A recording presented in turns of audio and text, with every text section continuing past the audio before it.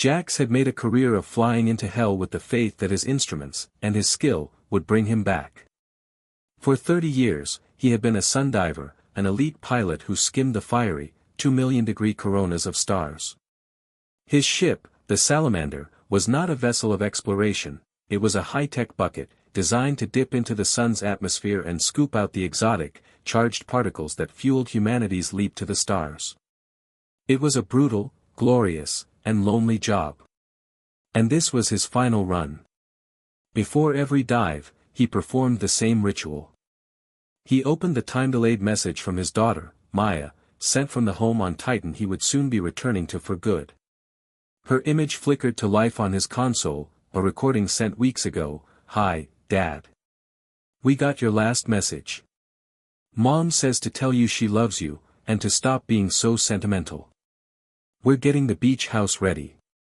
No more long hauls, right? You promised. Just, do this one last dance, and come home. I love you." He smiled, a warmth spreading through his chest that had nothing to do with the star waiting for him outside. He recorded his reply, a message she would receive long after he was meant to be safely docked. "Hey, May. I hear you. The beach house sounds good. Tell your mother I'm holding her to it. This is it. The last dance. I love you too, kiddo. See you soon." He sent the message, a final promise thrown into the void. Then, he turned to the business at hand. His face became a mask of professional focus. "All right, Ivan. Let's get this over with. Pre-dive checklist. Don't get sentimental on me now, Ivan. In 3 days, you'll be running the climate control on my beach house, and you can be as sentimental as you want. Let's go to work." The Salamander began its descent toward Helios Prime, a volatile but well-documented yellow dwarf. Through the heavily filtered viewport, the star grew from a brilliant point of light into a churning, beautiful ocean of fire. This was Jax's office. He was a master of this deadly ballet. For the next hour, he and Ivan worked in perfect sync, skimming the edge of the corona, deploying the magnetic scoops to harvest the precious particles. Ivan, particle collectors at 80% capacity. Shield ablation is nominal. All systems are green. Jax, copy that. Let's do one more pass and then pull out. I'm buying the first round back at port. It was on that final pass that the universe decided to change the terms of his retirement. Jax, I am detecting a minor, unexpected fluctuation in the star's magnetic field, 50,000 kilometers below us. It is within acceptable deviation, but it is unusual. The field is behaving erratically. I cannot find a predictive model that matches this behavior. Before Jax could even process that, a new alert, a frantic, shrieking klaxon, screamed through the cockpit. Warning! A catastrophic and unforecasted coronal mass ejection has just erupted. It is a Class X event. Brace for impact. Brace. Brace. Jax looked up at the viewport and saw a wall of white fire, a stellar tsunami, racing towards them. He fought the controls, a primal scream locked in his throat, trying to turn the ship's armored spine towards the blast. The world became a blur of shaking metal, blinding light, and the shriek of a dozen dying systems. The force of the solar flare slammed into the Salamander, tossing it like a child's toy in a hurricane. The main lights died. The engines screamed and then fell silent. The ship was adrift, tumbling end over end in the solar wind, then, as quickly as it began, it was over. An eerie silence descended, broken only by the hiss of a single, damaged conduit and Jax's own ragged, desperate breathing. Ivan. You still with me? Damage, report. The emergency lights flickered on, bathing the wrecked cockpit in a cold, red glow. Ivan, its calm voice, now the most terrifying sound Jax had ever heard. A holographic projection appeared in the air. It showed their ship, a tiny, wounded icon. And it showed their new path. It was not a graceful curve leading away from the star. It was a long, elliptical spiral, a tightening noose that, with each pass, pulled them closer and closer to the fire. Our velocity is no longer sufficient to escape the star's gravity well. We are trapped in a decaying orbit. Our next perihelion, the closest point of our orbit, is in 87 minutes. It will bring us 20,000 kilometers closer to the star. The AI paused. Based on the shield's current rate of ablation and our new trajectory, I have calculated our remaining lifespan.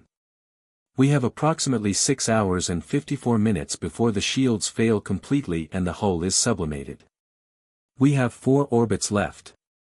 Jack stared at the holographic spiral, his own death warrant written in lines of cold, clean light. He thought of the message he had sent his daughter. "See you soon."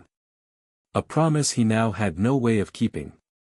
He was alone, in a dead ship, a castaway marooned on the shores of a sea of fire. For the first hour after the disaster, after the universe had tried and failed to swat him from the sky, Jack's was a flurry of motion. Hope, he knew, was a function of action. He and Ivan moved through every emergency procedure in the Sundiver's manual, on and on it went. Every door he tried to open was welded shut. Every system he tried to revive was a dead circuit. He was a master mechanic trapped in a car with a dead engine, no wheels, and a faulty transmission, all while it was rolling slowly downhill towards a cliff of fire. After an hour, he finally stopped, floating in the center of the silent cockpit, the full, crushing weight of their predicament settling upon him. He was a man of action, and there was no action left to take. He looked at the small, holographic picture of his daughter, Maya, clipped to the console. Her smile felt like it was from a different universe, a different lifetime. He had promised to come home. A promise he had kept for 30 years, through 100 dangerous dives.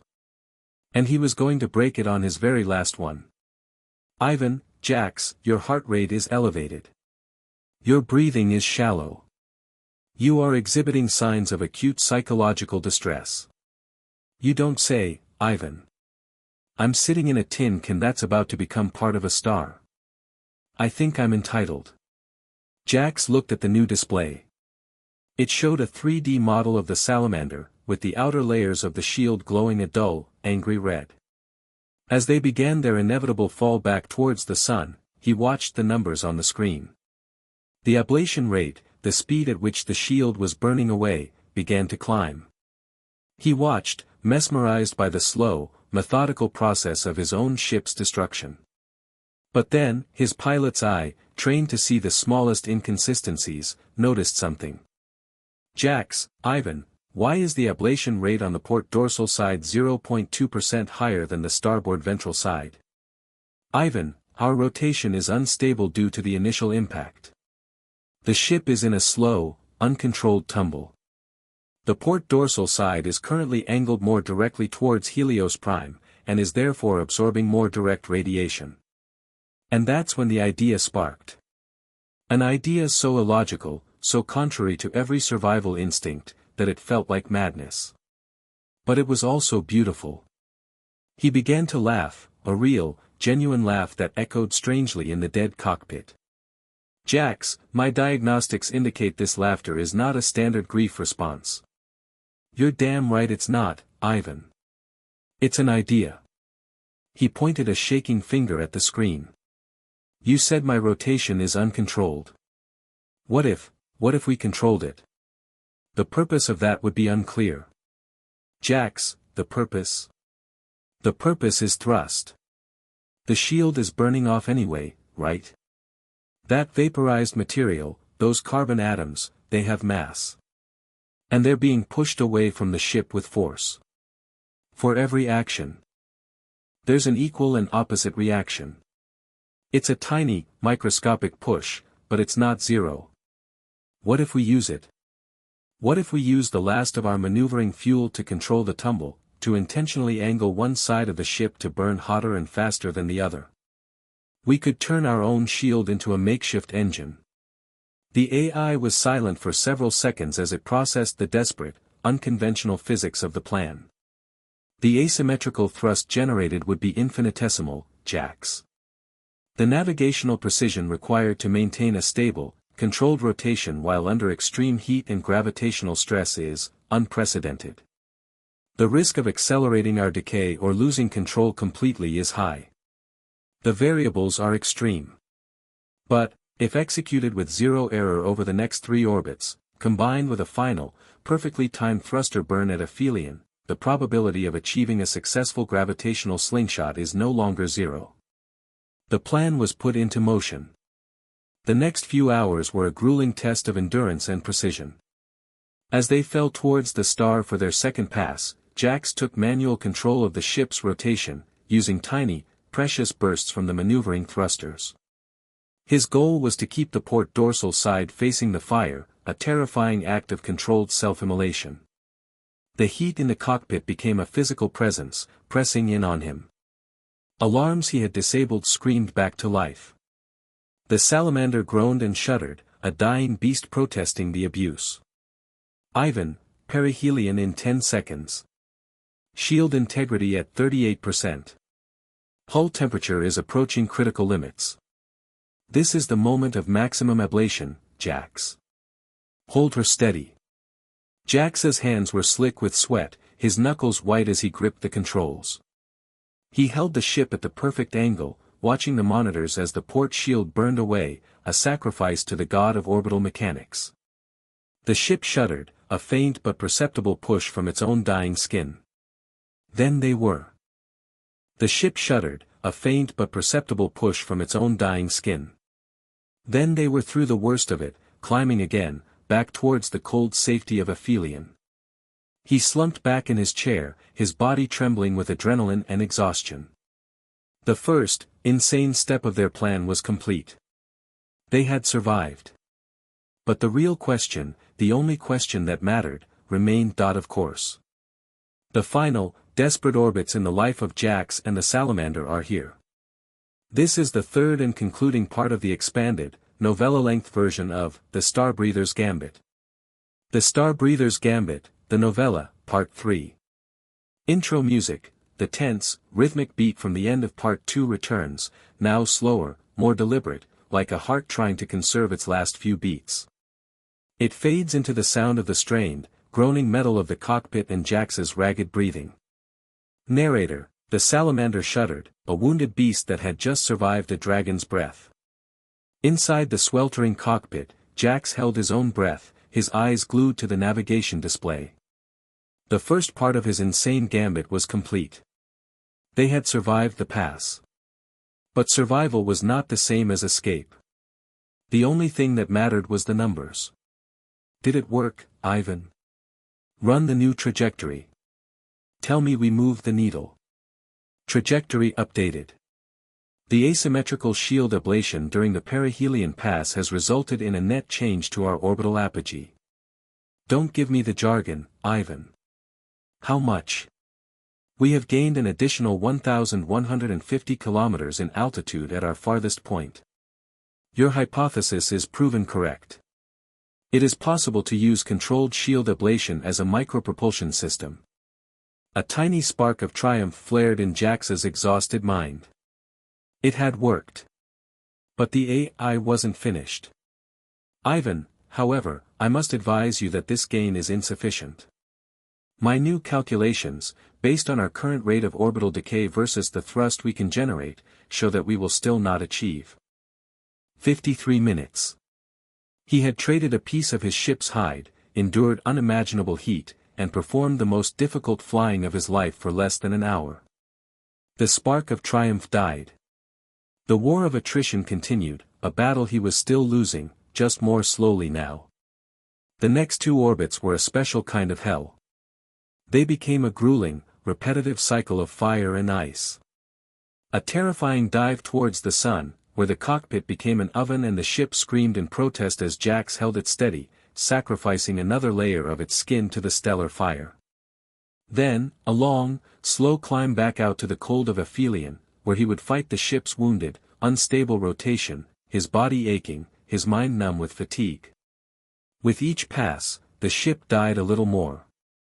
After the second controlled burn, the port radiator fin, damaged in the initial blast, finally fractured and broke away, sending them into a wild spin that cost them precious fuel to correct. After the third burn, the main viewport began to show spiderwebs of microfractures, the immense heat finally compromising its integrity. Shield integrity is now at 3%. We will not survive another perihelion pass at this proximity. However, our repeated maneuvers have successfully altered our trajectory. We have nudged ourselves into the gravitational keyhole we previously calculated. It is a 1 in a million chance, Jax. This was it. The final act.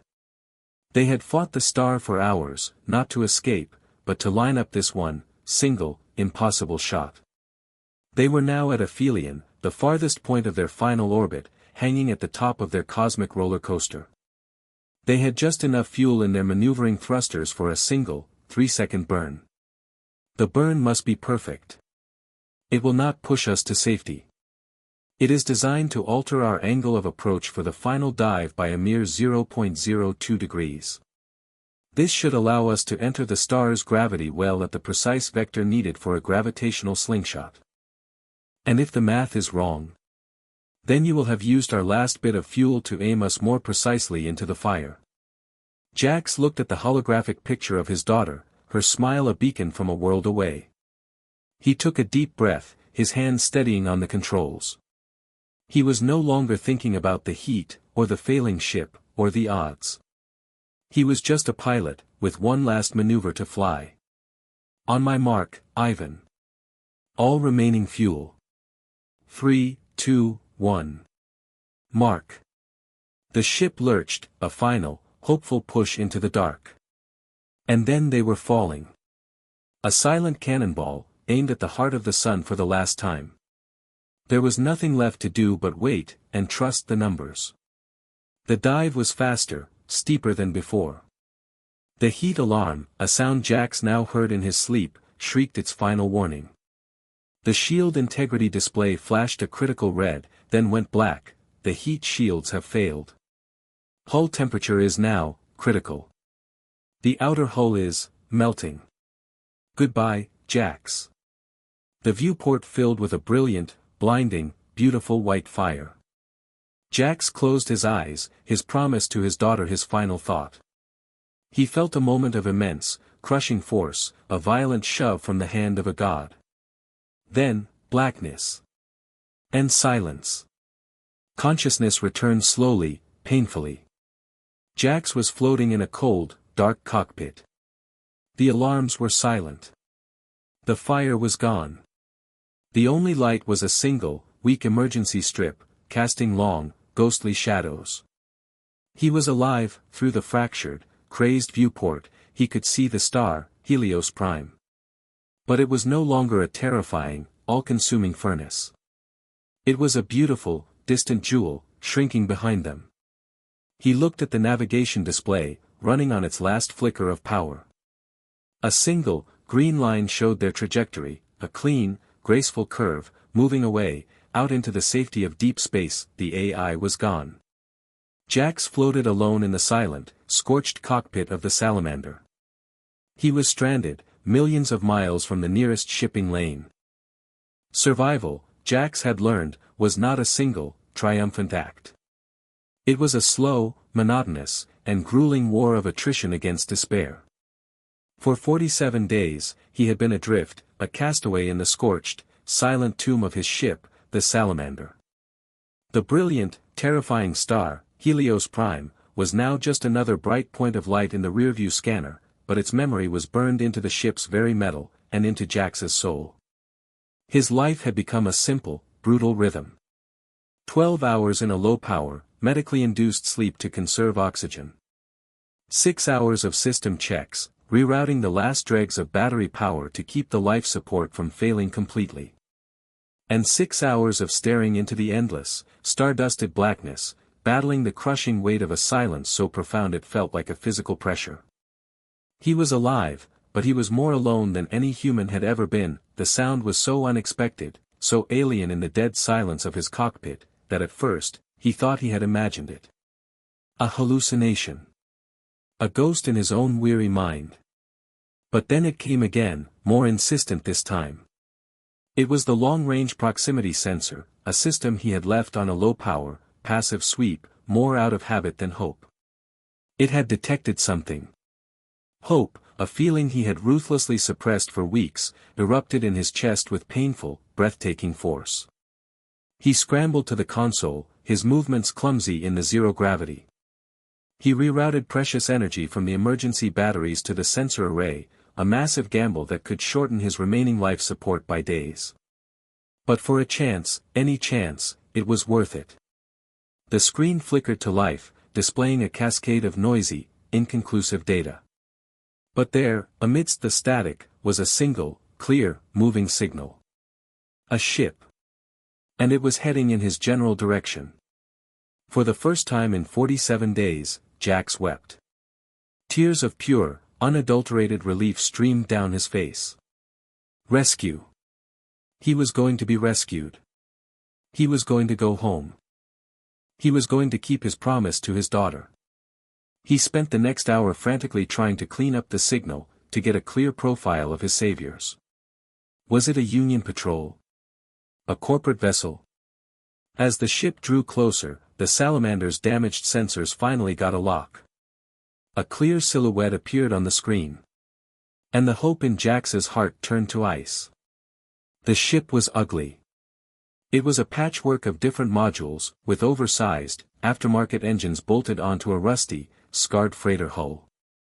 External grappling arms and what looked like a plasma-cutting rig were visible on its exterior. It was not a patrol ship. It was not a corporate vessel. It was a scrapper.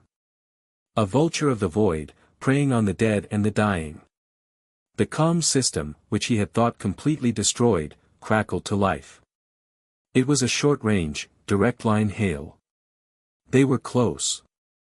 Derelict vessel Salamander, this is Captain Rorik of the salvage ship Lucky Break. You are a sight for sore eyes. We picked up your faint energy signature. Looks like you've had a rough go of it. Do you require assistance? Jax's mind raced. They didn't know he was alive. They thought they had found a pristine, high-tech ghost ship, ripe for the picking. His life was now a complication in their salvage operation. He knew he had to play this perfectly. Yes. Yes, Lucky Break, I require assistance. My God, I thought I was dead out here. Main drive is fused, comms are shot. I'm on my last dregs of power. Well, it's your lucky day indeed. Not often we find a sundiver ship this far out. That's some advanced tech you're flying. Tell you what, we'll come alongside and dock. Assess the damage. See if we can't help you out. For a standard assistance and salvage fee, of course. There it was. The hook. The price for his life would be his ship. Excellent. We'll be with you in a moment. Don't you worry about a thing. You're safe now. Lucky Break out. The channel went dead. Jax looked around his small, scorched cockpit. He was no longer a castaway waiting for rescue. He was a lone defender of a besieged fortress. He knew the scrappers would not be content with a simple fee. The technology on the Salamander, even wrecked, was worth a fortune. They would strip it to the bone, and a living pilot was a legal complication they would likely solve by leaving him behind. He had survived the sun. Now, he had to survive his saviors. The sound echoed through the dead ship, a sound of finality. He watched on a low-power external camera as the scrapper's ship, a mechanical parasite, attached itself to his airlock. A minute later, he heard the sound of their plasma torch cutting through the outer door. They weren't even bothering to ask for his permission. Heavy, magnetic boots stomped in the connecting tunnel. They were coming.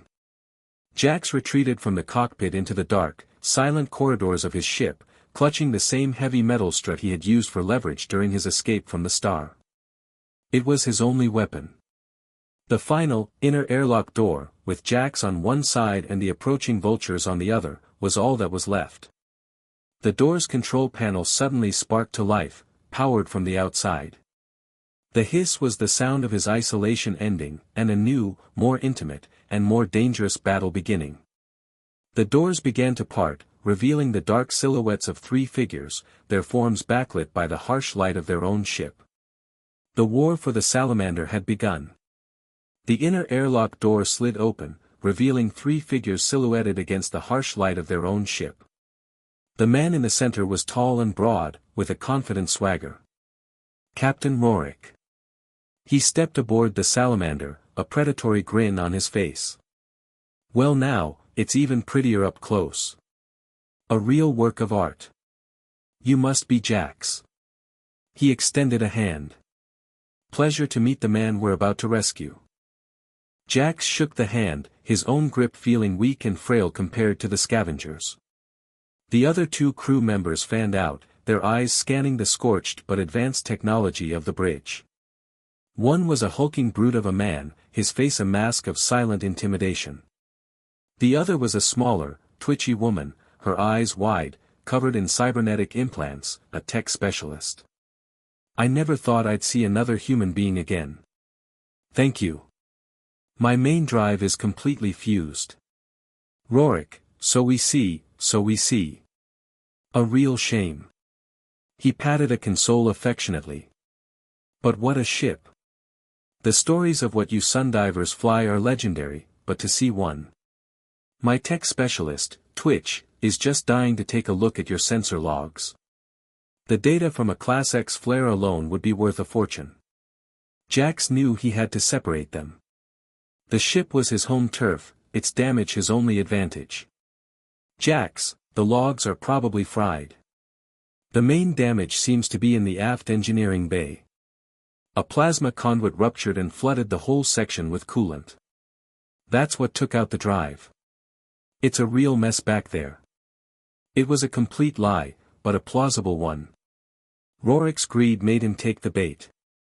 Rorik, well, we can't have that.